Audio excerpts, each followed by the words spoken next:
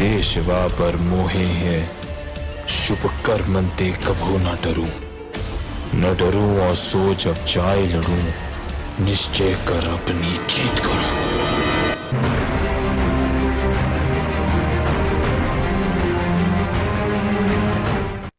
ਵਾਹਿਗੁਰੂ ਜੀ ਕਾ ਖਾਲਸਾ ਵਾਹਿਗੁਰੂ ਜੀ ਕੀ ਫਤਿਹ। ਤੁਸੀਂ ਵੇਖ ਰਹੇ ਹੋ ਸੰਗਤ ਟੈਲੀਵਿਜ਼ਨ ਦਾ ਖਾਸ ਪ੍ਰੋਗਰਾਮ ਖਾਲਸਾ ਰਾਜ ਕਿਵੇਂ ਬਣਿਆ। ਹੁਣ ਤੱਕ ਇਸ ਪ੍ਰੋਗਰਾਮ ਦੇ 514 ਭਾਗ ਅਸੀਂ ਆਪ ਜੀ ਦੀ ਸੇਵਾ ਵਿੱਚ ਪੇਸ਼ ਕਰ ਚੁੱਕੇ ਹਾਂ ਤੇ ਅੱਜ ਇੱਕ ਨਵਾਂ ਐਪੀਸੋਡ 515 ਨੰਬਰ ਲੈ ਕੇ ਫਿਰ ਆਪ ਸੰਗਤਾਂ ਦੀ ਸੇਵਾ ਵਿੱਚ ਹਾਜ਼ਰ ਹੋਏ ਹਾਂ। ਸਾਰੀਆਂ ਹੀ ਸੰਗਤਾਂ ਦਾ ਤਹਿ ਦਿਲ ਤੋਂ ਧੰਨਵਾਦ ਕਰਦੇ ਹਾਂ। ਜਿੱਥੇ ਜਿੱਥੇ ਵੀ ਬੈਠੇ ਤੁਸੀਂ ਸੰਗਤ ਟੈਲੀਵਿਜ਼ਨ ਨੂੰ ਦੇਖਦੇ ਹੋ, ਇਸ ਪ੍ਰੋਗਰਾਮ ਨੂੰ ਦੇਖਦੇ ਹੋ, ਇਸ ਪ੍ਰੋਗਰਾਮ ਦਾ ਆਨੰਦ ਮਾਣਦੇ ਹੋ, ਲਾਹਾ ਲੈਂਦੇ ਹੋ, ਸਾਰਿਆਂ ਦਾ ਬਹੁਤ ਬਹੁਤ ਧੰਨਵਾਦ। ਖਾਸ ਕਰਕੇ ਧੰਨਵਾਦ ਕਰਦੀ ਹਾਂ ਸਤਿਕਾਰਯੋਗ ਵੀਰ ਜੀ ਰਣਜੀਤ ਸਿੰਘ ਰਾਣਾ ਜੀ ਦਾ, ਜਿਹੜੇ ਕਿ ਸਾਡੇ ਸਾਰੇ ਸਵਾਲਾਂ ਦੇ ਜਵਾਬ ਗੁਰ ਇਤਿਹਾਸ, ਗੁਰਬਾਣੀ ਅਤੇ ਗੁਰ ਫਲਸਫੇ ਦੇ ਆਧਾਰ 'ਤੇ ਦਿੰਦੇ ਹਨ। ਪ੍ਰੋਗਰਾਮ ਦੀ ਸ਼ੁਰੂਆਤ ਕਰਨ ਤੋਂ ਪਹਿਲਾਂ ਗੁਰੂ ਫਤਿਹ ਸਾਂਝੀ ਕਰਦੇ ਹਾਂ। ਵੀਰ ਜੀ ਵਾਹਿਗੁਰੂ ਜੀ ਕਾ ਖਾਲਸਾ ਵਾਹਿਗੁਰੂ ਜੀ ਕੀ ਫਤਿਹ। ਪਿਛਲੇ ਐਪੀਸੋਡ ਕੁਝ ਕੁ ਐਪੀਸੋਡ ਵਿੱਚ ਵੀਰ ਜੀ ਤੁਸੀਂ ਸੰਗਤਾਂ ਦੇ ਨਾਲ ਸਾਂਝ ਪਾ ਰਹੇ ਸੀ ਕਿ ਕਲਗੀਧਰ ਪਾਤਸ਼ਾਹ ਸਾਬੋ ਕੀ ਤਲਵੰਡੀ ਦਮਦਮਾ ਸਾਹਿਬ ਵਿਖੇ ਉਹਨਾਂ ਨੇ ਮੁਕਾਮ ਕੀਤਾ, ਉੱਥੇ ਠਹਿਰੇ ਹੋਏ ਨੇ। ਉੱਥੋਂ ਦੀਆਂ ਗਾਥਾਵਾਂ ਕਹਿ ਦਈਏ, ਉੱਥੋਂ ਦੇ ਜਿਹੜੀਆਂ ਵੀ ਸਾਖੀਆਂ ਕਹਿ ਦਈਏ, ਉਸ ਸਮੇਂ ਜਿਹੜੀਆਂ ਵੀ ਜੋ ਵੀ ਘਟਨਾਵਾਂ ਘਟੀਆਂ ਤੁਸੀਂ ਸੰਗਤਾਂ ਦੇ ਨਾਲ ਸਾਂਝੀਆਂ ਕਰ ਚੁੱਕੇ ਹੋ। ਵੈਸੇ ਕੋਸ਼ਿਸ਼ ਤਾਂ ਤੁਸੀਂ ਕੀਤੀ ਕਿ ਵੱਧ ਤੋਂ ਵੱਧ ਜਿਹੜੀ ਹੈ ਸੰਗਤਾਂ ਦੇ ਨਾਲ ਸਾਂਝ ਪਾਈ ਜਾਵੇ ਉਸ ਸਮੇਂ ਜੋ ਵਾਪਰਿਆ, ਪਰ ਕੋਈ ਇਸ ਤਰ੍ਹਾਂ ਦੀ ਗੱਲ ਜਿਹੜੀ ਉਸ ਸਮੇਂ ਘਟੀ ਹੋਵੇ ਜਿਹੜੀ ਤੁਸੀਂ ਸੰਗਤਾਂ ਦੇ ਨਾਲ ਸਾਂਝੀ ਕਰਨੀ ਚਾਹੁੰਦੇ ਹੋ, ਜਿਸ ਦਾ ਉਸ ਸਮੇਂ ਵੀ ਪ੍ਰਭਾਵ ਪਿਆ ਅਤੇ ਆਉਣ ਵਾਲੇ ਸਮੇਂ ਵਿੱਚ ਕਹਿ ਦਈਏ ਕਿ ਅੱਜ ਦੇ ਸਮੇਂ ਵਿੱਚ ਵੀ ਉਸ ਤੋਂ ਸੰਗਤਾਂ ਸੇਧ ਲੈ ਸਕਦੀਆਂ ਹੋਣ, ਜ਼ਰੂਰ ਤੁਸੀਂ ਸੰਗਤਾਂ ਦੇ ਨਾਲ ਸਾਂਝੀ ਕਰੋ। ਭੈਣ ਮੇਰੀ ਵਾਹਿਗੁਰੂ ਜੀ ਕਾ ਖਾਲਸਾ ਵਾਹਿਗੁਰੂ ਜੀ ਕੀ ਫਤਿਹ। ਇੱਕ ਵਾਰ ਫਿਰ ਤੁਹਾਨੂੰ ਜੀ ਧੰਨਵਾਦ, ਤੁਸੀਂ ਲੜੀ ਜੋੜੀ। ਇੱਕ ਗੱਲ ਦਮਦਮਾ ਸਾਹਿਬ ਦੇ ਸਤਿਗੁਰੂ ਦੇ ਮਕਾਮ ਬਾਰੇ। ਹਾਂਜੀ, ਬੇਸ਼ੱਕ ਸਤਿਗੁਰੂ ਦਾ ਆਨੰਦਪੁਰ ਸਾਹਿਬ ਦਾ ਮਕਾਮ ਦਮਦਮਾ ਸਾਹਿਬ ਨਾਲੋਂ ਲੰਬਾ ਆ। ਹਾਂਜੀ, ਕਾਫੀ ਲੰਬਾ, ਸਮੇਂ ਦਾ ਬੜਾ ਫਰਕ ਆ ਜੀ। ਪਰ ਦਮਦਮਾ ਸਾਹਿਬ ਤੇ ਮਾਲਵੇ ਦੇ ਵਿੱਚ ਜਦੋਂ ਸਤਿਗੁਰੂ ਵਿਚਰੇ, ਦਮਦਮਾ ਸਾਹਿਬ ਦੇ ਆਲੇ ਦੁਆਲੇ ਜਿਹਨੂੰ ਸਾਰੇ ਇਲਾਕੇ ਨੂੰ ਲੱਖੀ ਜੰਗਲ ਕਹਿ ਦਿੱਤਾ ਜਾਂਦਾ ਸੀ, ਹਾਂਜੀ, ਉੱਥੇ ਘਟਨਾਵਾਂ ਇੰਨੀ ਤੇਜ਼ੀ ਨਾਲ ਵਾਪਰੀਆਂ ਕਿ ਜਿੰਨੀਆਂ ਕੁ ਸਾਡੀਆਂ ਸਿੱਖ ਇਤਿਹਾਸ ਦੇ ਵਿੱਚ ਸਾਖੀਆਂ ਆਨੰਦਪੁਰ ਦੀਆਂ ਮਿਲਦੀਆਂ ਆ, ਹਾਂਜੀ, ਜਾਂ ਜਿੰਨੀਆਂ ਕੁ ਵਾਕਿਅਤ ਆਨੰਦਪੁਰ ਦੇ ਮਿਲਦੇ ਆ, ਜੀ ਜੀ ਜੀ, ਗੁਰੂ ਦੀ ਅਗੰਮੀ ਆਵੇਸ਼ ਨਾਲ ਜੁੜੇ ਹੋਏ, ਜੀ, ਉਨੇ ਹੀ ਉਦੋਂ ਜ਼ਿਆਦਾ ਸਗੋਂ ਹਾਂਜੀ, ਦਮਦਮਾ ਸਾਹਿਬ ਨਾਲ ਮਿਲਦੇ ਆ। ਮੈਂ ਕਿਹਾ ਅਗੰਮੀ ਆਵੇਸ਼ ਨਾਲ ਜੁੜੇ ਹੋਏ, ਜਿਹੜੀ ਆਗਮ ਨਿਗਮ ਦੀਆਂ ਗੱਲਾਂ।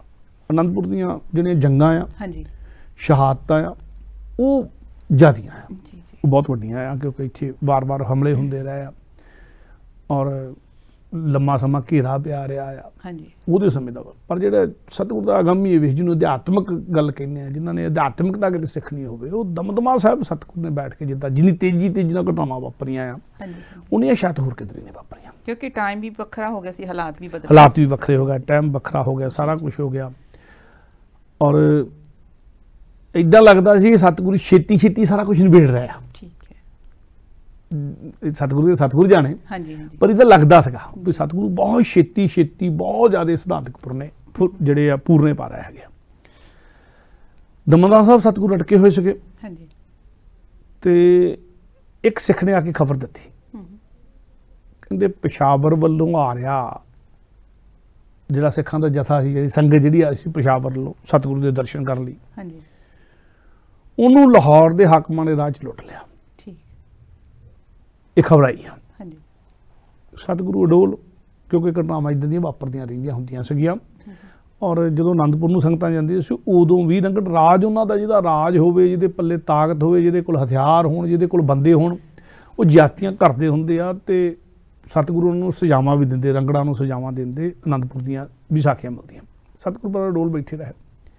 ਅਜੇ ਪੈਰ ਕੋ ਬੀਤਿਆ ਸੀ ਕਿ ਇੱਕ ਹੋਰ ਸਿੱਖ ਨੇ ਆ ਕੇ ਦੱਸਿਆ ਕਿ ਜਿਹੜੀ ਦੁਆਬੇ ਵੱਲੋਂ ਸੰਗਤ ਆ ਰਹੀ ਸੀ ਨਾ ਰਾਜ 'ਚ, ਉਹਨੂੰ ਵੀ ਰੰਗੜਾਂ ਨੇ ਲੁੱਟ ਲਿਆ। ਠੀਕ, ਠੀਕ, ਦੋ ਗੱਲਾਂ ਹੋ ਗਈਆਂ। ਹਾਂਜੀ, ਅਜੇ ਵੇਲਾ ਢਲਣ ਲੱਗਾ ਸੀ, ਸੂਰਜ ਢਲੇ ਪਿਆ ਸੀਗਾ, ਤੇ ਇੱਕ ਹੋਰ ਸਿੱਖ ਨੇ ਆ ਖਬਰ ਦਿੱਤੀ ਕਿ ਜਿਹੜੀ ਦਿੱਲੀ ਵੱਲੋਂ ਸੰਗਤ ਆ ਰਹੀ ਸੀ ਨਾ, ਹਾਂਜੀ, ਉਹਨੂੰ ਵੀ ਰਾਹ 'ਚ ਲੁੱਟਿਆ ਗਿਆ ਤੇ ਕੁੱਟਿਆ ਵੀ ਗਿਆ। ਠੀਕ, ਠੀਕ, ਜਦੋਂ ਤੀਜਾ ਸੁਨੇਹਾ ਆ ਗਿਆ ਨਾ, ਹਾਂਜੀ, ਤੇ ਸਤਿਗੁਰੂ ਜੀ ਇੱਕਦਮ ਉੱਠੇ, ਹਾਂਜੀ, ਬੀਰ ਰਸ 'ਚ ਚਲਾ, ਬੀਰ ਰਸ ਹੋ ਕੇ ਬੈਠੇ। ਫਿਰ ਵੀਰ ਆਸਨ ਬੈਠਣ ਦਾ ਇੱਕ ਤਰੀਕਾ ਹੈ, ਜਦੋਂ ਨਾ ਆਪਾਂ ਕਦੇ ਬੰਦੂਕ ਦੀ ਸ਼ਿਸਤ ਸਿੱਖਣੀ ਹੋਵੇ ਹਾਂਜੀ ਤੇ ਇੱਕ ਗੋਡਾ ਧਰਤੀ ਤੇ ਲਾ ਕੇ ਤੇ ਇੱਕ ਗੋਡਾ ਤਾਂ ਰੱਖ ਕੇ ਜਿਹੜਾ ਜਿੱਦਾਂ ਬੰਦੂਕ ਦਾ ਨਿਸ਼ਾਨਾ ਮਿੱਥਿਆ ਜਾਂਦਾ ਉਹਨੂੰ ਵੀਰ ਆਸਨ ਕਹਿੰਦੇ ਆ। ਪੁਰਾਣੇ ਸਮਿਆਂ ਤੋਂ ਲੈ ਕੇ ਇਹੀ ਚੱਲਿਆ ਆ ਰਿਹਾ, ਅੱਜ ਵੀ ਉਹੀ ਵਰਤਿਆ ਜਾ ਰਿਹਾ ਆ। ਇਹ ਵੀਰ ਆਸਨ ਇਹੋ ਜਿਹਾ ਆਸਨ ਹੈ ਕਿ ਬੰਦਾ ਪੂਰਾ ਬੈਠਾ ਵੀ ਨਹੀਂ ਹੁੰਦਾ, ਬੰਦਾ ਉੱਠਿਆ ਵੀ ਨਹੀਂ ਹੁੰਦਾ। ਇਹਦੇ ਵਿੱਚ ਆਪਣੇ ਆਪ ਨੂੰ ਛੋਟਾ ਕਰਕੇ ਆਲੇ ਦੁਆਲੇ ਜੇ ਤੁਹਾਡੇ ਆ ਤੇ ਤੁਸੀਂ ਵਾਰ ਛੇਤੀ ਡੱਕ ਵੀ ਸਕਦੇ ਆ ਜੀ, ਕਰ ਵੀ ਸਕਦੇ ਆ। ਆਲੇ ਦੁਆਲੇ ਤੁਹਾਡੇ ਕੋਈ ਪੈਣ ਲੱਗੇ ਤੁਸੀਂ ਇੱਕਦਮ ਉੱਠ ਕੇ ਖੜੇ ਵੀ ਹੋ ਸਕਦੇ ਆ ਮੁਕਾਬਲੇ ਦੇ ਲਈ, ਔਰ ਤੁਸੀਂ ਆਪਣੇ ਤੋਂ ਵਾਰ ਹੁੰਦੇ ਹੋਏ ਦਾ ਵੀ ਬਚਾਅ ਵੀ ਕਰ ਸਕਦੇ ਆ। ਵੀਰ ਆਸਨ, ਇੱਕ ਗੋਡਾ ਧਰਤੀ ਤੇ ਲੱਗਾ ਹੋਇਆ, ਇੱਕ ਗੋਡਾ ਤਾਂ ਉੱਠਿਆ, ਔਰ ਵੀਰ ਆਸਨ ਦੀ ਅਵਸਥਾ ਦੇ ਵਿੱਚ ਹੀ ਅੰਮ੍ਰਿਤ ਸੰਚਾਰ ਵੀ, ਅੰਮ੍ਰਿਤ ਵੀ ਵੀਰ ਆਸਨ ਦੀ ਅਵਸਥਾ ਵਿੱਚ ਹੀ ਛਕਾਇਆ ਜਾਂਦਾ ਆ। ਨਾ ਤੁਸੀਂ ਪੂਰੇ ਬੈਠੇ ਆ, ਨਾ ਤੁਸੀਂ ਖੜੇ ਆ, ਤੁਸੀਂ ਇੱਕ ਇਹੋ ਜਿਹਾ ਆਸਨ ਜਿਹਨੂੰ ਆਪਾਂ ਵੀਰ ਆਸਨ ਕਹਿ ਦਿੰਦੇ ਵੀ ਇਹ ਵੀਰ ਆਸਨ ਰੱਖਣਾ ਆ। ਪਰ ਖੜੇ ਹੋਣ ਦਾ ਮਤਲਬ ਹੁੰਦਾ ਖੜੇ ਹੋ ਕੇ ਲੜੀ ਪਿਆ, ਯਾਨੀ ਕਿ ਜੈਨ ਪੂਰੀ ਤਰ੍ਹਾਂ ਉਹ ਨਹੀਂ, ਤੁਸੀਂ ਬੈਠਣਾ ਵੀ ਨਹੀਂਗਾ, ਪਰ ਤੁਸੀਂ ਕਿਸੇ ਦੇ ਗੱਲ ਵੀ ਨਹੀਂ ਪੈਣਾ, ਤੁਸੀਂ ਰਹਿਣਾ ਵੀਰ ਆਸਨ 'ਚ, ਯਾਨੀ ਕਿ ਤਿਆਰੀ ਵਾਲੀ ਗੱਲ, ਤਿਆਰੀ ਵਾਲੀ ਮੁਦਰਾ। ਸਤਿਗੁਰੂ ਤਿਆਰੀ ਵਾਲੀ ਮੁਦਰਾ, ਸਤਿਗੁਰੂ ਇੱਕਦਮ ਵੀਰ ਆਸਨ 'ਚ ਹੋ ਗਿਆ। ਵੀਰ ਆਸਨ ਜਾ ਕੇ ਵੀਰ ਆਸਨ ਜਾ ਕੇ ਤੇ ਵੀਰ ਆਸਨ ਜਾ ਕੇ ਉਹਨਾਂ ਫਰਮਾਇਆ, ਤੁਰਕਾਂ ਰੰਗਣਾ ਮੂਲਾਂ ਨੇ ਸੰਗਤ ਲੁੱਟ ਲਈ ਰਾਹ 'ਚ। ਹਾਂਜੀ, ਅਸੀਂ ਹੁਣ ਸਵੇਰ ਤੋਂ ਲੈ ਕੇ 3 ਵਾਰੀ ਸੁਣ ਲਿਆ ਵਾ। ਜੀ ਜੀ, ਕਦੀ ਮੁਗਲ ਲੁੱਟ ਰਿਹਾ, ਕਦੀ ਤੁਰਕ ਲੁੱਟ ਰਿਹਾ, ਕਦੀ ਰੰਗੜ ਲੁੱਟ ਰਿਹਾ, ਪਰ ਹੈ ਸਾਰੀ ਇੱਕੋ ਹੀ ਚੀਜ਼ ਵੀ ਕਦੀ ਇਹ ਖਬਰਾਂ ਸੁਣਦਾ ਵੀ ਉਹਨਾਂ ਨੇ ਲੁੱਟ ਲਈ ਆ। 3 ਵਾਰੀ ਸਵੇਰ ਦੀ ਖਬਰ ਸੁਣ ਰਹੀ ਆ, ਪਰ ਸਾਨੂੰ ਸਵੇਰ ਤੋਂ ਲੈ ਕੇ ਹੁਣ ਤੱਕ ਲੌੜਾ ਵੇਲਾ ਹੋ ਗਿਆ, ਕਿਤੇ ਵੀ ਇੱਕ ਖਬਰ ਨਹੀਂ ਮਿਲੀ ਜੀ ਕਿ ਖਾਲਸੇ ਨੇ ਵੀ ਜਾ ਕੇ ਕਿਸੇ ਮੁਗਲ ਨੂੰ ਲੁੱਟਿਆ ਹੋਵੇ, ਕਿਸੇ ਨਵਾਬ ਨੂੰ ਲੁੱਟਿਆ ਹੋਵੇ, ਕਿਸੇ ਰੰਗੜ ਨੂੰ ਜਾ ਕੇ ਉਹਨੂੰ ਸਜ਼ਾ ਦਿੱਤੀ ਹੋਵੇ, ਰੰਗੜਾ ਦਾ ਪਿੰਡ ਸੋਧਿਆ ਹੋਵੇ। ਇਹ ਤਾਂ ਮੁਕਾਬਲੇ ਬਰਾਬਰ ਦੀ ਟੱਕਰ ਨਹੀਂ ਹੋਈ। ਹਾਂਜੀ ਹਾਂਜੀ, ਕਦ ਤੱਕ ਲੁੱਟ ਹੁੰਦੇ ਰਹੋਗੇ? ਜੀ ਜੀ ਜੀ, ਤੁਹਾਨੂੰ ਹਥਿਆਰਬੰਦ ਕਾਹਦੇ ਲਈ ਕੀਤਾ ਆ? ਸਤਿਗੁਰੂ ਨੇ ਕਿਹਾ ਸਾਰੀ ਸੰਗਤ ਹੀ ਹੁਣ ਹਥਿਆਰਬੰਦ ਹੋਵੇ। ਹਾਂਜੀ, ਅੱਗੇ ਤਾਂ ਅੰਮ੍ਰਿਤ ਸਿੱਖਦੇ ਹੁੰਦੇ ਸੀ, ਉਹਨੂੰ ਹਥਿਆਰ ਫੜਾਇਆ ਜਾਂਦਾ ਸੀ ਨਾ ਸਾਰਿਆਂ ਨੂੰ। ਸਤਿਗੁਰੂ ਕਹਿੰਦੇ ਸਾਰੀ ਸੰਗਤ ਹੀ ਹਥਿਆਰਬੰਦ ਹੋਵੇ। ਜਦੋਂ ਤੱਕ ਤੁਹਾਡੇ ਕੇਸ ਨਹੀਂ ਰੱਖੇ ਹੋਏ, ਜਦ ਤੱਕ ਤੁਹਾਡੇ ਕੋਲ ਹਥਿਆਰ ਨਹੀਂ ਹੈਗੇ, ਤੁਹਾਡੀ ਵੱਖਰੀ ਪਛਾਣ ਵੀ ਨਹੀਂ ਹੈਗੀ, ਤੁਹਾਡੇ ਕੋਲ ਹਥਿਆਰ ਨਹੀਂ ਹੈਗੇ, ਤੇ ਤੁਹਾਡਾ ਜਿਹੜਾ ਬੰਦਾ ਆ ਉਹ ਭੇਡ ਵਰਗਾ ਆ। ਜਿਹਦੇ ਕੋਲ ਹਥਿਆਰ ਨਹੀਂ ਤੇ ਬੰਦਾ ਭੇਡ ਵਰਗਾ, ਜਿਹੜਾ ਮਰਜ਼ੀ ਨੂੰ ਬਾਹੋਂ ਖਿੱਚ ਕੇ ਹਥਿਆਰ ਵਾਲਾ ਖਿੱਚ ਕੇ ਉਹਨੂੰ ਲੈ ਜਾਵੇ ਜਿੱਥੇ ਮਰਜ਼ੀ, ਤੇ ਜਿੱਥੇ ਮਰਜ਼ੀ ਜਾ ਕੇ ਬਿਠਾ ਦੇਵੇ, ਉਹਨੂੰ ਬੈਠਣਾ ਪੈਂਦਾ ਆ। ਜੇ ਬੰਦਾ ਹਥਿਆਰਬੰਦ ਹੋਊਗਾ ਫਿਰ ਮੁਕਾਬਲਾ ਕਰ ਸਕਦਾ। ਸੋ ਸਤਿਗੁਰੂ ਨੇ ਉੱਥੇ ਕਿਹਾ ਵੀ ਹੁਣ ਸਾਰੀ ਸੰਗਤ ਹੀ, ਖਾਲਸਾ ਤੇ ਹਥਿਆਰਬੰਦ ਕੀਤੇ ਸੀ, ਹੁਣ ਸਾਰੀ ਸੰਗਤ ਹੀ ਹਥਿਆਰਬੰਦ ਹੋਵੇ। ਇਹ ਇੱਕ ਆਦੇਸ਼ ਸਤਿਗੁਰੂ ਨੇ ਦਿੱਤਾ। ਉਦੋਂ ਤੋਂ ਲੈ ਕੇ ਹਰ ਸਿੱਖ ਦੇ ਵਿੱਚ ਇੱਕ ਹਥਿਆਰਾਂ ਪ੍ਰਤੀ ਪ੍ਰੇਮ ਵੀ ਜਾਗਿਆ, ਤੇ ਹਰ ਸਿੱਖ ਨੇ ਹਥਿਆਰ ਸਤਿਗੁਰੂ ਦਾ ਹੁਕਮ ਹੀ ਰੱਖਣਾ ਵੀ ਸ਼ੁਰੂ ਕਰ ਲਿਆ। ਸੋ ਹਰ ਸਿੱਖ ਹਥਿਆਰ ਰੱਖੇ, ਬੇਸ਼ੱਕ ਉਹਨੇ ਅਜੇ ਖੰਡੇ ਦੀ ਪੌਲ ਲਈ ਆ ਜਾਂ ਨਹੀਂ ਲਈ, ਸਿੱਖ ਹਥਿਆਰਬੰਦ ਹੋਵੇ। ਇੱਕ ਰਾਏ ਸਤਿਗੁਰੂ ਨੇ ਆਦੇਸ਼ ਕੀਤਾ ਤੇ ਸਦਾ ਲਈ ਆਦੇਸ਼ ਹੋ ਗਿਆ। ਹੁਣ ਵੀ ਜਦੋਂ ਖਾਸ ਕਰਕੇ ਜਿਹੜੇ ਗੁਰੂ ਦੇ ਨੇੜੇ ਨੇੜੇ ਰਹਿ ਸਿੱਖ ਜਾਂ ਮਾਝੇ ਤੇ ਮਾਲਵੇ ਵਿੱਚ, ਦੁਆਬੇ 'ਚ ਘੱਟਿਆ ਜਿਹੜੀ ਹੈ ਨੀ ਗੀ ਆਤਮ, ਪਰ ਮਾਝੇ ਤੇ ਮਾਲਵੇ ਵਿੱਚ ਇਹ ਗੱਲ ਹੈਗੀ ਆ ਕਿ ਅਜੇ ਵੀ ਪਿੰਡਾਂ ਵਾਲੇ ਲੋਕ ਜਦੋਂ ਆ ਜਾਂ ਸ਼ਹਿਰਾਂ 'ਚ ਵੀ ਰਹਿੰਦੇ ਹੋਣ, ਉਹ ਆਪਣੇ ਘਰ 'ਚ ਹਥਿਆਰ ਜ਼ਰੂਰ ਰੱਖਦੇ ਆ। ਦੁਆਬੇ 'ਚ ਘੱਟ ਆ, ਪਰ ਦੁਆਬੇ 'ਚ ਵੀ ਜਿਹੜੇ ਪਿੰਡਾਂ 'ਚ ਖੇਤੀ ਕਰਦੇ ਆ, ਖੇਤੀ ਦੇ ਹਥਿਆਰ ਤਾਂ ਹੁੰਦੇ ਹੀ ਆ, ਉਹਨਾਂ ਨਾਲ ਲੜਿਆ ਵੀ ਜਾ ਸਕਦਾ। ਖੇਤੀ ਦੇ ਹਥਿਆਰ ਕਈ ਆਪਣੇ ਆਪ 'ਚ ਹਥਿਆਰ ਹੁੰਦੀ ਆ, ਬਾਕੀ ਵੀ ਚੀਜ਼ਾਂ ਜਿਹੜੀਆਂ ਹਥਿਆਰ ਹੀ ਹੁੰਦੀਆਂ ਆ, ਜਿਨ੍ਹਾਂ ਦਾ ਦਰਖਤ ਨੇ ਦਾਦੂ ਸਾਰਾ ਕੁਝ, ਕੁਹਾੜੀਆਂ ਕੂੜੀਆਂ ਸਾਰੇ ਹਥਿਆਰ ਹੀ ਹੁੰਦੇ ਆ। ਪਰ ਫੇਰ ਵੀ ਉਦੋਂ ਇਲਾਵਾ ਵੀ ਗੰਡਾਸੇ, ਟਕੂਏ, ਕਿਰਪਾਨਾਂ ਦੁਆਬੇ ਦੇ ਪਿੰਡਾਂ 'ਚ ਵੀ ਰੱਖਣ ਦੀ, ਜਿਹੜੇ ਜ਼ਿਮੀਂਦਾਰਾ ਪਰਿਵਾਰ ਹੈਗੇ ਉਹਨਾਂ 'ਚ ਇਹ ਆਦਤਾਂ ਹੈਗੀਆਂ, ਜਿਹੜੇ ਗੁਰੂ ਘਰ ਨਾਲ ਜੁੜੇ ਹੋਏ ਆ। ਔਰ ਸਾਡੇ ਸ਼ਹਿਰੀ ਸਿੱਖ ਜਿਹੜੇ ਆ, ਜਿਹੜੇ ਸ਼ਹਿਰਾਂ 'ਚ ਰਹਿਣ ਵਾਲੇ ਸਿੱਖ ਉਹ ਭੁੱਲ ਗਏ, ਪਰ ਮੇਰਾ ਖਿਆਲ 84 ਤੋਂ ਬਾਅਦ ਦਿੱਲੀ ਵਾਲੇ ਵੀ ਜਿਨ੍ਹਾਂ ਨੇ ਹਥਿਆਰ ਨਹੀਂ ਕਦੀ ਰੱਖੇ, ਉਦੋਂ ਬਾਅਦ ਜ਼ਰੂਰ ਚੇਂਜ ਆਈ ਆ, ਵੀ ਪਤਾ ਨਹੀਂ ਕਦੋਂ ਕਿਹੜੇ ਹਥਿਆਰ ਦੀ ਲੋੜ ਪੈ ਜਾਵੇ। ਪਰ ਸਤਿਗੁਰੂ ਨੇ ਉਦੋਂ ਹੁਕਮ ਕਰਤਾ ਕਿ ਮੇਰਾ ਸਿੱਖ ਭਾਵੇਂ ਅੰਮ੍ਰਿਤਧਾਰੀ ਹੈ ਭਾਵੇਂ ਨਹੀਂ ਹੈ, ਹਥਿਆਰ ਜ਼ਰੂਰ ਰੱਖੇ, ਹਥਿਆਰ ਦਾ ਆਸਰਾ ਉਹਨੂੰ ਹੋਊਗਾ। ਸੋ ਕੇਸਾਧਾਰੀ ਵੀ ਹੋਵੇ, ਹਥਿਆਰ ਵੀ ਰੱਖੇ। ਇਹ ਸਤਿਗੁਰੂ ਨੇ ਉਦੋਂ ਇੱਕ ਤੁਹਾਡੀ ਪਛਾਣ ਬਣੀ ਰਹੂਗੀ, ਤੁਸੀਂ ਇੱਕ ਦੂਜੇ ਦੀ ਮਦਦ ਕਰ ਸਕੋਗੇ, ਤੁਹਾਨੂੰ ਪਤਾ ਹੋਊਗਾ ਤੁਹਾਡਾ ਸਿੱਖ ਭਰਾ ਕਿੱਥੇ ਬੈਠਾ ਆ ਜਾਂ ਕਿੱਥੇ ਆ ਰਿਹਾ, ਤੁਹਾਨੂੰ ਜਦੋਂ ਆ ਰਹੀਆਂ ਸੰਗਤਾਂ ਹੈਗੀਆਂ। ਸੋ ਇਹ ਜਿਹੜਾ ਹੁਕਮ ਦਮਦਮਾ ਸਾਹਿਬ ਸਤਿਗੁਰੂ ਨੇ ਹਰ ਇੱਕ ਨੂੰ ਹਥਿਆਰ ਰੱਖਣ ਦਾ ਕੀਤਾ, ਤੇ ਨਾਲ ਸਤਿਗੁਰੂ ਨੇ ਕਿਹਾ ਅੱਜ ਤੋਂ ਬਾਅਦ ਅਸੀਂ ਇਹ ਨਹੀਂ ਸੁਣਨਾ ਚਾਹੁੰਦੇ ਕਿ ਆਉਂਦੀ ਸੰਗਤ ਨੂੰ ਲੁੱਟ ਲਿਆ ਗਿਆ। ਅਸੀਂ ਇਹ ਸੁਣ ਕੇ ਬੜਾ ਖੁਸ਼ ਹੋਵਾਂਗੇ ਕਿ ਖਾਲਸੇ ਨੇ ਫਲਾਣੇ ਰੰਗੜਾਂ ਦੇ ਪਿੰਡ ਨੂੰ ਸੋਧਾ ਲਾਤਾ, ਫਲਾਣਾ ਮੁਗਲਾਂ ਦਾ ਕਿਲ੍ਹਾ ਢਾਤਾ, ਫਲਾਣੀ ਮੁਗਲਾਂ ਦੀ ਗੜੀ ਲੁੱਟ ਲਈ, ਫਲਾਣੇ ਤੁਰਕਾਂ ਦੇ ਜਾ ਕੇ ਜਿਹੜੇ ਸੀਗੇ ਉਹਨਾਂ ਦੇ ਜਿਹੜੇ ਲੋਕ ਸੀਗੇ ਹਮਲਾਵਰ ਹੁੰਦੇ ਉਹਨਾਂ ਨੂੰ ਸੋਧ ਦਿੱਤਾ ਗਿਆ ਆ। ਅਸੀਂ ਇਹ ਸੁਣ ਕੇ ਖੁਸ਼ ਹੋਵਾਂਗੇ ਅੱਜ ਤੋਂ ਬਾਅਦ ਤੁਸੀਂ ਚਿੜੀਆਂ ਵਾਲਾ ਜੀਵਨ ਨਹੀਂ ਜੀਣਾ। ਚਿੜੀਆਂ ਵਾਲਾ ਜੀਵਨ ਜੀਓਗੇ, ਉਹ ਬਿਰਤੀ ਰੱਖੋਗੇ ਤੇ ਨੋਚੇ ਜਾਓਗੇ, ਤੇ ਬਿਰਤੀ ਆਪਣੀ ਬਾਜ ਵਾਲੀ ਬਣਾਓ। ਜੇ ਬਾਜ ਵਾਲੀ ਬਿਰਤੀ ਰੱਖੋਗੇ ਤਾਂ ਤੁਸੀਂ ਨੋਚੇ ਨਹੀਂ ਜਾਓਗੇ, ਸਗੋਂ ਤੁਸੀਂ ਨੋਚ ਸਕਣ ਦੇ ਸਮਰੱਥ ਹੋ ਜਾਓਗੇ। ਸੋ ਇਹ ਬਾਜ ਬਿਰਤੀ ਦਾ ਜਿਹੜਾ ਹੈਗਾ ਪੈਗਾਮ ਸਤਿਗੁਰ ਨੇ ਉੱਥੇ ਦਮਦਮਾ ਸਾਹਿਬ ਬੈਠ ਕੇ ਤੇ ਸਤਿਗੁਰ ਨੇ ਅੱਗੇ ਕਿਹਾ ਕਿ ਅਸੀਂ ਖਾਲਸੇ ਨੂੰ ਬਾਗੀ ਬਣਾਇਆ। ਖਾਲਸਾ ਜਦੋਂ ਬਣਾ ਦਿੱਤਾ ਉਹਦਾ ਸਿਰਫ ਪਰਮਾਤਮਾ ਨਾਲ ਲਿੰਕ, ਉਹ ਕਿਸੇ ਹੋਰ ਦਾ ਗੁਲਾਮ ਨਹੀਂ। ਜੇ ਕਿਸੇ ਹੋਰ ਦਾ ਗੁਲਾਮ ਨਹੀਂ, ਸਿੱਧਾ ਰੱਬ ਦੇ ਨਾਲ ਉਹਦਾ ਲਿੰਕ ਹੈ, ਸਿੱਧਾ ਅਕਾਲ ਪੁਰਖ ਦੀ ਫੌਜ ਆ ਉਹ। ਤੇ ਜੇ ਖਾਲਸਾ ਅਕਾਲ ਪੁਰਖ ਦੀ ਫੌਜ ਹੈ ਤੇ ਫਿਰ ਉਹ ਕਿਸੇ ਵੀ ਹੋਰ ਦੁਨਿਆਵੀ ਬਾਦਸ਼ਾਹ ਦਾ ਗੁਲਾਮ ਨਹੀਂ ਹੈਗਾ। ਹਾਂਜੀ। ਤੇ ਜੇ ਕਿਸੇ ਦਾ ਗੁਲਾਮ ਨਹੀਂ ਤੇ ਫਿਰ ਉਹ ਬਾਗੀ ਆ ਜੀ। ਤੇ ਖਾਲਸੇ ਨੇ ਜਾਂ ਬਾਗੀ ਰਹਿਣਾ ਆ ਤੇ ਜਾਂ ਬਾਦਸ਼ਾਹ ਬਣਨਾ। ਤੀਜੀ ਅਸੀਂ ਅਵਸਥਾ ਖਾਲਸੇ ਨੂੰ ਕੋਈ ਨਹੀਂ ਦਿੱਤੀ। ਸੋ ਆਪਣੇ ਅੰਦਰ ਬਾਗੀ ਬਿਰਤੀਆਂ ਪੈਦਾ ਕਰੋ। ਜੇ ਬਾਗੀ ਬਿਰਤੀਆਂ ਪੈਦਾ ਕਰੋਗੇ, ਬਗਾਵਤਾਂ ਚੋਂ ਰਾਜ ਨਿਕਲਦੇ ਹੁੰਦੇ ਆ। ਸੋ ਤੁਸੀਂ ਰਾਜ ਵਾਲੇ ਬੰਨੇ ਵਧੋਗੇ ਤੇ ਅੱਜ ਤੋਂ ਲੈ ਕੇ ਹਰ ਇੱਕ ਨੇ ਹਥਿਆਰਬੰਦ ਰਹਿਣਾ ਆ। ਬਾਕੀ ਬਿਰਤੀ ਕਾਇਮ ਰੱਖਣੀ ਆ, ਬਾਜ ਵਾਲੀ ਬਿਰਤੀ ਕਾਇਮ ਰੱਖਣੀ ਆ, ਝਪਟਾ ਮਾਰਨ ਵਾਲੀ ਬਿਰਤੀ ਕਾਇਮ ਰੱਖਣੀ ਆ। ਇਹ ਨਾ ਸਾਨੂੰ ਕੋਈ ਖਬਰ ਆਵੇ ਕਿ ਕੁੱਟ ਖਾ ਕੇ ਆ ਗਿਆ, ਕੁੱਟ ਕੇ ਆ ਜਾਓਗੇ ਤੇ ਥਾਪੜਾ ਦਿਆਂਗੇ। ਜੀ ਜੀ। ਆਮ ਤੌਰ ਤੇ ਅਸੀਂ ਬੱਚਿਆਂ ਨੂੰ ਜਦੋਂ ਨਾ ਘਰ 'ਚ ਬਾਹਰ ਸਕੂਲ ਸਕਾਲ ਵੀ ਜਾਂਦੀ ਤੇ ਅਸੀਂ ਬੱਚਿਆਂ ਨੂੰ ਕਹਿੰਦੇ ਆ ਵੀ ਮੈਨੂੰ ਤੇਰਾ ਲਾਂਭਾ ਨਹੀਂ ਆਉਣਾ ਚਾਹੀਦਾ। ਹਾਂਜੀ। ਆਮ ਤੌਰ ਤੇ ਇਹੀ ਕਹਿੰਦੇ ਆ ਵੀ ਤੈਨੂੰ ਲਾਂਭਾ ਨਹੀਂ ਆਉਣਾ ਚਾਹੀਦਾ ਕਿ ਤੂੰ ਕਿਸੇ ਨੂੰ ਮਾਰ ਕੇ ਆਇਆ ਜਾਂ ਕੁੱਟ ਕੇ ਆਇਆ। ਇਹੀ ਹੁੰਦਾ ਸੀ ਪਿੰਡਾਂ ਦੀ ਥਾਵਾਂ ਦੇ ਵਿੱਚ। ਪਰ ਸਿਆਣੇ ਮਾਪੇ ਕਹਿੰਦੇ ਆ ਵੀ ਬੇਟਾ ਲਾਂਭਾ ਨਾ ਆਵੇ, ਇਸ ਗੱਲ ਦਾ ਖਿਆਲ ਰੱਖਣਾ ਆ, ਪਰ ਕੁੱਟ ਖਾ ਕੇ ਵੀ ਨਹੀਂ ਆਉਣਾ। ਹਾਂਜੀ ਹਾਂਜੀ। ਜੇ ਕੁੱਟ ਖਾ ਕੇ ਆਇਆ ਤੂੰ ਤੇ ਤੈਨੂੰ ਘਰੋਂ ਵੀ ਫੇ ਕੋਠੀ ਪੈਣੀ ਆ।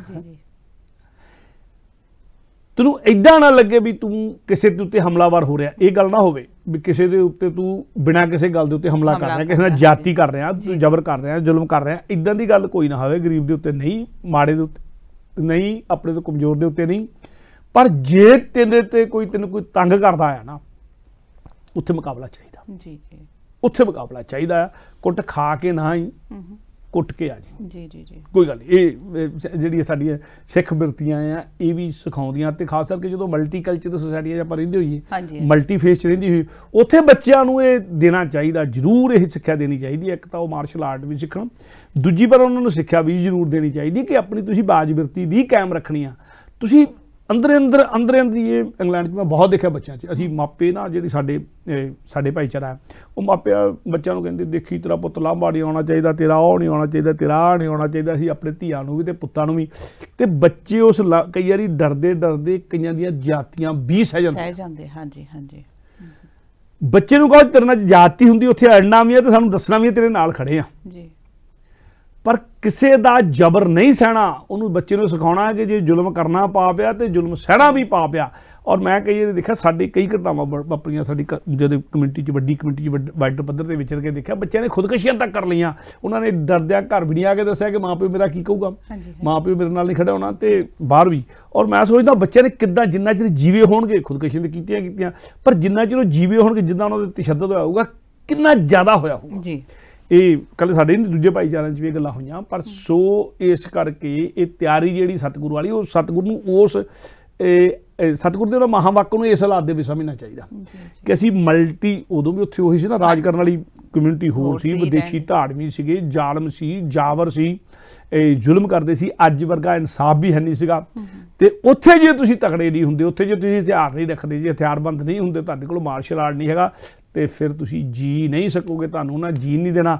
ਤੇ ਅੰਦਰ ਵੜ ਕੇ ਜ਼ੁਲਮ ਸਹਿਣ ਨਾਲੋਂ, ਅੰਦਰ ਵੜ ਕੇ ਖੁਦਕਸ਼ੀਆਂ ਕਰਨ ਨਾਲੋਂ ਬਿਹਤਰ ਹੈ ਗੱਲ ਲਾ ਕੇ ਮਰ ਜਾਓ। ਇਹ ਸਤਿਗੁਰੂ ਨੇ ਸਿੱਖਿਆ ਦਿੱਤੀ। ਸੋ ਇਹ ਜਿਹੜੀ ਗੱਲ ਆ ਹਥਿਆਰਬੰਦ ਹੋਣ ਦੀ, ਆਪਣੇ ਆਪ ਨੂੰ ਤਕੜਾ ਕਰਨ ਦੀ, ਆਪਣੀਆਂ ਬਿਰਤੀਆਂ ਨੂੰ ਤਕੜਾ ਕਰਨ ਦੀ। ਔਰ ਇੱਕ ਗੱਲ ਮੈਂ ਬਿਲਕੁਲ ਵੱਡੇ ਤੋਂ ਵੱਡੇ ਤਾਕਤਵਰ ਬੰਦਾ, ਵੱਡੇ ਤੋਂ ਵੱਡਾ ਬਦਮਾਸ਼ ਬੰਦਾ, ਵੱਡੇ ਤੋਂ ਵੱਡਾ ਜਾਬਰ ਬੰਦਾ, 19-21 ਦਾ ਫਰਕ ਹੁੰਦਾ ਹੈ। ਤੁਹਾਡੀ ਬਿਰਤੀ ਦਾ ਫਰਕ ਹੋਵੇ, ਬਿਰਤੀ ਤੁਹਾਡੀ ਹੋਵੇ, ਬਿਰਤੀ ਤੁਹਾਡੇ 'ਚ ਆਪਣੇ ਆਪ ਨੂੰ ਡਿਫੈਂਡ ਕਰਨ ਦੀ ਤਾਕਤ ਹੋਵੇ, ਆਪਣੇ ਆਪ 'ਚ ਲੜਨ ਦੀ ਤਾਕਤ ਤੁਸੀਂ ਪੈਦਾ ਕਰ ਲਓ, ਤੁਸੀਂ ਵੱਡੇ ਤੋਂ ਵੱਡੇ ਜਾਬਰ ਦੇ ਮੋਰੇ ਵੀ ਖੜ ਜਾਓਗੇ ਤੇ ਉਹ ਵੀ ਡੁੱਲੂਗਾ ਥੋੜ੍ਹਾ ਜਿਹਾ। ਸੋ ਇਸ ਕਰਕੇ ਆਪਣੇ ਅੰਦਰ ਖੜਨ ਦੀ ਆਦਤ ਜ਼ਰੂਰ ਪਾਉਣੀ ਚਾਹੀਦੀ ਆ।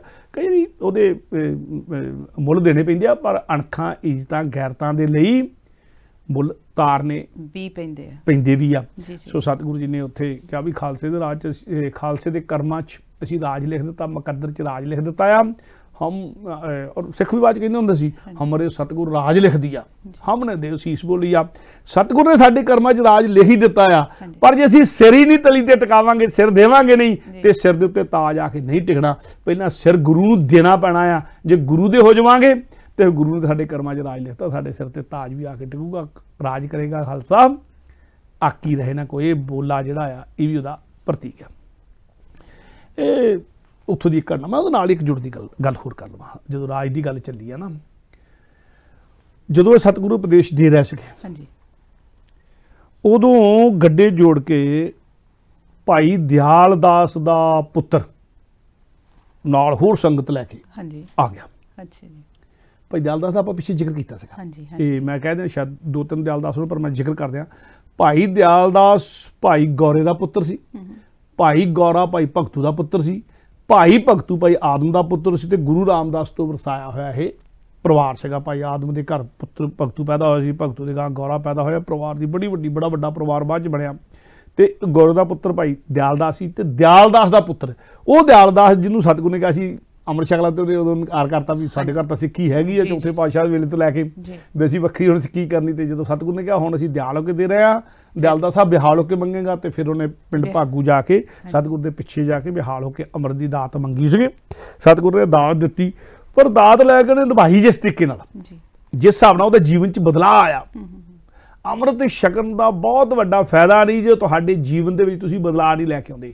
ਤੁਹਾਡੇ ਬੈਠਣ ਉੱਠਣ ਦਾ ਤਰੀਕਾ ਨਹੀਂ ਬਦਲਦਾ, ਤੁਹਾਡੀ ਗੱਲ ਕਰਨ ਦਾ ਤਰੀਕਾ ਨਹੀਂ ਬਦਲਦਾ, ਤੁਹਾਡੇ ਵਿਚਰਨ ਦਾ ਤਰੀਕਾ ਨਹੀਂ ਬਦਲਦਾ, ਤੁਸੀਂ ਗੁਰਬਾਣੀ ਨਾਲ ਨਹੀਂ ਜੁੜਦੇ, ਤੁਸੀਂ ਬਾਣੇ ਦਾ ਖਿਆਲ ਨਹੀਂ ਰੱਖਦੇ। ਜੇ ਕਿ ਤੁਸੀਂ ਸਾਰਾ ਕੁਝ ਨਹੀਂ ਰੱਖਦੇ ਤੇ ਫਿਰ ਤੁਹਾਡਾ ਪ੍ਰਭਾਵ ਆਲੇ ਦੁਆਲੇ ਇਦਾਂ ਦਾ ਪੈਣਾ ਜਿੱਦਾਂ ਅੱਜ ਕੱਲ੍ਹ ਬਹੁਤਾ ਪੈਣਾ ਬਈ ਇਹ ਜੀ ਦੇਖੋ ਜੀ ਛਕਿਆ ਅੰਮ੍ਰਿਤ ਕਰੀ ਕੀ ਜਾਂਦਾ। ਪਰ ਜੇ ਜੀਵਨ ਤੁਸੀਂ ਬਣਾ ਲਿਆ ਫਿਰ ਉਹਦਾ ਪ੍ਰਭਾਵ ਜਿਹੜਾ ਆ ਉਹ ਪੋਜ਼ਿਟਿਵ ਪੈਗਾ। ਹੁਣ ਦਿਆਲਦਾਸ ਨੇ ਜੀਵਨ ਇਦਾਂ ਦਾ ਬਣਾਇਆ ਅੰਮ੍ਰਿਤ ਛਕ ਕੇ, ਉਹਦੇ ਜੀਵਨ 'ਚ ਤਬਦੀਲੀ ਆ ਗਈ, ਇੱਕਦਮ ਅੰਦਰੋਂ ਨਾਮ ਚੱਲ ਪਿਆ ਸੀਗਾ। ਤੇ ਜਿਹੜਾ ਵੱਡੂ ਖਾਉ ਕਰਦਾ ਰਹਿੰਦੇ ਸੀ ਆਪਣੇ ਆਲੇ ਦੁਆਲੇ, ਨੌਕਰਾਂ ਨੂੰ ਦਬਕਾ ਮਾਰ, ਪੁੱਤਰਾਂ ਨੂੰ ਦਬਕਾ ਮਾਰ, ਨੂੰਹਾਂ ਨੂੰ ਤੰਗ ਕਰ, ਉਹਨੂੰ ਕਰ ਸਾਰਾ ਕੁਛ। ਤੇ ਉਹ ਬਿਰਤੀ ਜਦੋਂ ਸਹਿਜ ਆ ਗਿਆ ਤੇ ਸਤਿਵਿਕ ਆ ਗਈ, ਤੇ ਘਰ ਦੇ ਦੇਖੇ ਰਾਣਾ ਅੰਮ੍ਰਿਤ ਛਕਣਾ ਇੰਨਾ ਬਦਲਾਅ ਆ ਜਾਂਦਾ ਬੰਦੇ 'ਚ। ਇਹ ਬੰਦਾ ਜਿਹੜਾ ਹਰ ਗੱਲ ਤੇ ਵੱਡੂ ਖਾਊ ਕਰਦਾ ਸੀ, ਜਿਹੜਾ ਬੰਦਾ ਕ੍ਰੋਧਿਤ ਹੀ ਰਹਿੰਦਾ ਹੁੰਦਾ ਸੀ, ਇਹਦੀ ਇੰਨਾ ਬਦਲਾਅ ਆ ਗਿਆ ਆ। ਤੇ ਉਹਦੇ ਪੁੱਤਰ ਨੇ ਕਿਹਾ ਵੀ ਮੈਂ ਵੀ ਅੰਮ੍ਰਿਤ ਛਕਣਾ। ਸੋ ਗੱਡੇ ਜੋੜ ਕੇ ਉਸ ਦਿਨ ਜਦੋਂ ਸਤਿਗੁਰੂ ਹੁਕਮ ਕਰ ਰਹੇ ਸੀ, ਉਹ ਵੀ ਦਮਦਮਾ ਸਾਹਿਬ ਪਹੁੰਚ ਗਿਆ। ਜਦੋਂ ਦਮਦਮਾ ਸਾਹਿਬ ਪਹੁੰਚ ਗਿਆ ਨਾ, ਤੇ ਉਹਨੇ ਆ ਕੇ ਸਤਿਗੁਰੂ ਕੋਲ ਫਿਰ ਨਾਲੇ ਤਾਂ ਰਸਦ ਰੱਖੀ ਲੰਗਰ ਲਈ, ਸਤਿਗੁਰੂ ਨੂੰ ਨਮਸਕਾਰ ਕੀਤੀ, ਤੇ ਕਹਿੰਦਾ ਅਸੀਂ ਸਾਰੇ ਜਣੇ ਇਕੱਠੇ ਹੋ ਗਏ ਨਾ, ਹੁਣ ਦਿਆਲਦਾਸ ਦੇ ਜਿੰਨਾ ਸਾਰਾ ਟੱਬਰ ਆ, ਪੁੱਤ ਪੋਤੇ ਜੋ ਵੀ ਹੈਗੇ ਆ ਆਲੇ ਦੁਆਲੇ, ਅਸੀਂ ਸਾਰੇ ਇਕੱਠੇ ਹੋ ਕੇ ਅੰਮ੍ਰਿਤ ਛਕਣਾ ਆ। ਸਾਨੂੰ ਵੀ ਸਤਿਗੁਰੂ ਜੀ ਉੱਦਾਂ ਦਾ ਅੰਮ੍ਰਿਤ ਛਕਾ ਦਿਓ, ਉਹ ਅੰਮ੍ਰਿਤ ਛਕਾ ਦਿਓ ਜਿਹੜਾ ਸਾਡੇ ਪਿਤਾ ਨੇ ਛਕਿਆ। ਬੜੀ ਉਹ ਦਿਆਲਦਾਸ ਤੋਂ ਦਿਆਲ ਸਿੰਘ ਬਣ ਗਏ, ਤਾਂ ਉਹ ਕਮਾਲ ਹੋ ਗਿਆ ਆ, ਐਡਾ ਬਦਲਾ। ਤੇ ਸਤਿਗੁਰੂ ਜੀ ਬੜੇ ਖੁਸ਼ ਹੋਏ ਵੀ ਤੁਸੀਂ ਆਪ ਛਕਣਾ ਆ। ਸਬਰ ਸੰਤੋਖ ਲਹਿਰਾਂ ਬਹਿਰਾਂ ਲੱਗ ਗਈਆਂ ਸੀ ਉਹਦੇ, ਤੇ ਉਹ ਵੀ ਚਾਹੁੰਦੇ ਸੀ ਸਾਡੇ ਲੱਗਣ ਵੀ, ਸਾਡੇ ਪਿਤਾ ਦੇ ਜੀਵਨ 'ਚ ਕਹਿੰਦੇ ਐਡਾ ਬਦਲਾਅ ਆ ਗਿਆ, ਉਹ ਸਬਰ 'ਚ ਆ ਗਿਆ, ਸੰਤੋਖ 'ਚ ਆ ਗਿਆ ਆ। ਜਦੋਂ ਬੰਦਾ ਸਬਰ ਸੰਤੋਖ 'ਚ, ਉਦੋਂ ਲਹਿਰਾਂ ਬਹਿਰਾਂ ਵੀ ਲੱਗ ਜਾਂਦੀਆਂ ਆ, ਹੋਰ ਜਾਣੀ ਕਿ ਘਰ ਦੇ ਵਿੱਚ ਪਰਿਵਾਰ ਦੇ ਵਿੱਚ ਇਤਫਾਕ ਖੁਸ਼ੀਆਂ ਖੇੜੇ ਸਾਰਾ ਕੁਛ ਆ ਗਿਆ ਆ। ਉਹ ਬੱਚੇ ਜਿਹੜੇ ਡਰਦੇ ਹੁੰਦੇ ਸੀ ਪਹਿਲਾਂ ਪਿਓ ਨਾਲ ਗੱਲ ਕਰਨ ਤੋਂ, ਗੱਲ ਵੀ ਹੁਣ ਬੈਠਦੇ ਹੈਗੇ ਸਾਰਾ ਕੁਝ। ਇਹ ਸਾਰਾ ਜਿਹੜਾ ਦੇਖ ਕੇ ਬਦਲਾਅ ਦੇਖ ਕੇ ਨਾ ਉਹ ਆਇਆ ਸੀਗਾ। ਸੋ ਸਤਿਗੁਰੂ ਜੀ ਨੇ ਉਹਨੂੰ ਕਿਹਾ ਵੀ ਚਲੋ ਅੰਮ੍ਰਿਤ ਸੰਚਾਰ ਤਿਆਰ ਕਰੋ। ਕਿ ਦਮਦਮਾ ਸਾਹਿਬ ਜਦੋਂ ਸਤਿਗੁਰੂ ਰਹੇ ਆ, ਉੱਥੇ ਕਰੀਬ ਹਰ ਰੋਜ਼ ਅੰਮ੍ਰਿਤ ਸੰਚਾਰ ਹੁੰਦਾ ਰਿਹਾ। ਸਾਡੇ ਇਤਿਹਾਸ ਦੇ ਵਿੱਚ ਉਹਦੀਆਂ ਨਿਸ਼ਾਨੀਆਂ ਮਿਲਦੀਆਂ ਕਿ ਜੇ ਇੱਕ ਦਿਨ ਨਹੀਂ ਹੋਇਆ ਤਾਂ ਦੂਜੇ ਦਿਨ ਜ਼ਰੂਰ ਹੁੰਦਾ ਰਿਹਾ। ਯਾਨੀ ਕਿ ਇੱਕ ਦਿਨ ਸੰਗਤ ਆਈ ਆ ਦੀਵਾਨ ਲੱਗਾ, ਜਾਂ ਸਤਿਗੁਰੂ ਜੀ ਕਿਤੇ ਬਾਹਰ ਵੀ ਗਏ ਆ, ਆਪਾਂ ਜ਼ਿਕਰ ਕੀਤਾ ਪਿੰਡਾਂ ਦੇ ਫੇਰੀਆਂ ਤੇ ਵੀ, ਸ਼ਾਮ ਦਾ ਦੀਵਾਨ ਲਾਇਆ, ਸੰਗਤਾਂ ਨੂੰ ਪ੍ਰੇਰਿਆ, ਦੂਜੇ ਦਿਨ ਸਵੇਰ ਦਾ ਦੀਵਾਨ ਨਾਲ ਅੰਮ੍ਰਿਤ ਸੰਚਾਰ ਹੋ ਰਿਹਾ। ਸਵੇਰ ਦੇ ਦੀਵਾਨ ਵੇਲੇ ਤੇ ਅੰਮ੍ਰਿਤ ਸੰਚਾਰ ਕਰਕੇ ਸਤਿਗੁਰੂ ਗਾਂਹ ਜਾ ਰਿਹਾ। ਸਤਿਗੁਰੂ ਜੀ ਨੇ ਲੱਖਾਂ ਹੀ ਲੋਕਾਂ ਨੂੰ ਅੰਮ੍ਰਿਤਧਾਰੀ ਸ਼ਸਤਰਧਾਰੀ ਬਣਾਇਆ ਮਾਲਵੇ ਦੇ ਥੋੜੇ ਜਿਹੇ ਸਮੇਂ ਦੇ ਮਕਾਮ ਦੌਰਾਨ। ਸੋ ਸਤਿਗੁਰੂ ਨੇ ਪੰਜਾਂ ਨੇ ਇਕੱਠੇ ਹੋ ਕੇ ਅੰਮ੍ਰਿਤ ਦਿੱਤਾ। ਸਤਿਗੁਰੂ ਆਪ ਅੰਮ੍ਰਿਤ ਸੰਚਾਰ ਵੇਲੇ ਸ਼ਾਮਲ ਹੁੰਦੇ ਸੀ ਉਦੋਂ, ਜਿੱਦਾਂ ਮੈਂ ਪਹਿਲਾਂ ਜ਼ਿਕਰ ਕੀਤਾ ਕਿ ਸਤਿਗੁਰੂ ਤੋਂ ਬਿਨਾਂ ਅੰਮ੍ਰਿਤ ਸੰਚਾਰ ਹੋ ਹੀ ਨਹੀਂ ਸਕਦਾ ਸੀ। ਸੋ ਉਹਨਾਂ ਨੂੰ ਪੰਜਾਂ ਵੱਲੋਂ ਖੰਡੇ ਦੀ ਪੌੜ ਦਿੱਤੀ ਗਈ, ਤੇ ਸਤਿਗੁਰੂ ਨੇ ਇੱਦਾਂ ਨਾ ਜਿੱਦਾਂ ਖੁਸ਼ੀ ਦੇ ਖੇੜੇ ਦੇ ਵਿੱਚ ਉਹ ਦਿਆਲਦਾਸ ਦੇ ਪੁੱਤਰ ਦਾ ਨਾਂ ਗੁਰਬਖਸ਼ ਸਿੰਘ ਸਤਿਗੁਰੂ ਨੇ ਆਪ ਰੱਖਿਆ ਕਿ ਤੂੰ ਤਾਂ ਗੁਰੂ ਦਾ ਬਖਸ਼ਿਆ ਹੋਇਆ, ਆਪ ਚੱਲ ਕੇ ਆਇਆ। ਤੇਰਾ ਪਿਓ ਆਨਾਗਾ ਨਹੀਂ ਕਰਦਾ ਸੀ, ਪਰ ਤੂੰ ਆਪ ਚੱਲ ਗਿਆ।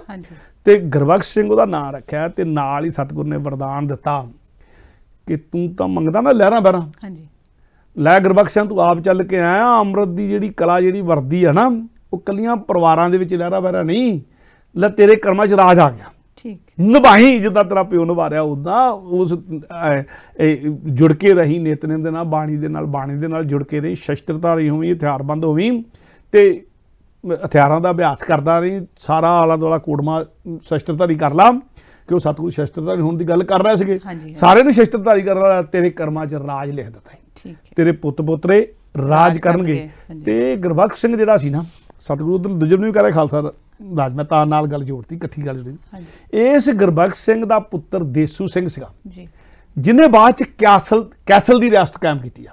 ਕੈਥਲ ਅੱਜ ਕੱਲ੍ਹ ਹਰਿਆਣੇ ਚ, ਪੰਜਾਬ ਤੋਂ ਦਿੱਲੀ ਵੱਲ ਜਾਂਦਾ ਰਸਤੇ ਚ ਆਉਂਦਾ। ਸੋ ਕੈਥਲ ਦੀ ਰਿਆਸਤ ਜਿਹੜੀ ਆ ਗੁਰਬਖਸ਼ ਸਿੰਘ ਦੇ ਪੁੱਤਰ ਦੇਸੂ ਨੇ ਕਾਇਮ ਕੀਤੀ ਆ। ਗੁਰੂ ਰਾਮਦਾਸ ਪਾਤਸ਼ਾਹ ਦਾ ਵੀ ਵਾਰਸੀ ਬਾਬਾ ਸਿੱਧੂ ਨੂੰ, ਆਦਮ ਸਿੱਧੂ ਨੂੰ। ਸੋ ਇੱਕ ਕਰੀਵੀ ਪੀੜ੍ਹੀ ਹੋ ਗਈ। ਆਦਮ ਸਿੱਧੂ, ਉਹਦਾ ਪੁੱਤਰ ਭਗਤੂ ਦਾ ਪੁੱਤਰ ਗੌਰਾ, ਗੌਰੇ ਦਾ ਪੁੱਤਰ ਦਿਆਲਦਾਸ ਦਾ ਪੁੱਤਰ ਗੁਰਬਖਸ਼ ਸਿੰਘ, ਤੇ ਗੁਰਬਖਸ਼ ਸਿੰਘ ਦਾ ਪੁੱਤਰ ਦੇਸੂ ਸਿੰਘ। ਦੇਸੂ ਸਿੰਘ ਨੇ ਕੈਥਲ ਦੀ ਰਿਆਸਤ ਜਿਹੜੀ ਆ ਉਹ ਕਾਇਮ ਕੀਤੀ ਹੈ। ਇਹਨੇ ਉਹਦੇ ਕੈਥਲ ਦੀ ਰਿਆਸਤ ਦੇ ਵਿੱਚ ਇਹਦਾ ਰਾਜ ਹੋਇਆ। ਫਿਰ ਦੇਸੂ ਸਿੰਘ ਦਾ ਪੁੱਤਰ ਗਾਂ ਹੋਇਆ ਲਾਲ ਸਿੰਘ। ਲਾਲ ਸਿੰਘ ਦਾ ਪੁੱਤਰ ਗਾਂ ਹੋਇਆ, ਇਹ ਰਾਜੇ ਰਹੇ, ਕੈਥਲ ਦੀ ਰਿਆਸਤ ਦੇ ਰਾਜੇ ਰਿਹਾ। ਦੇਸੂ ਸਿੰਘ ਦਾ ਪੁੱਤਰ ਲਾਲ ਸਿੰਘ, ਤੇ ਲਾਲ ਸਿੰਘ ਦਾ ਪੁੱਤਰ ਗਾਂ ਹੋਇਆ ਉਦੇ ਸਿੰਘ, ਉਹ ਵੀ ਕੈਥਲ ਦੀ ਰਿਆਸਤ ਦਾ ਰਾਜਾ ਰਿਹਾ।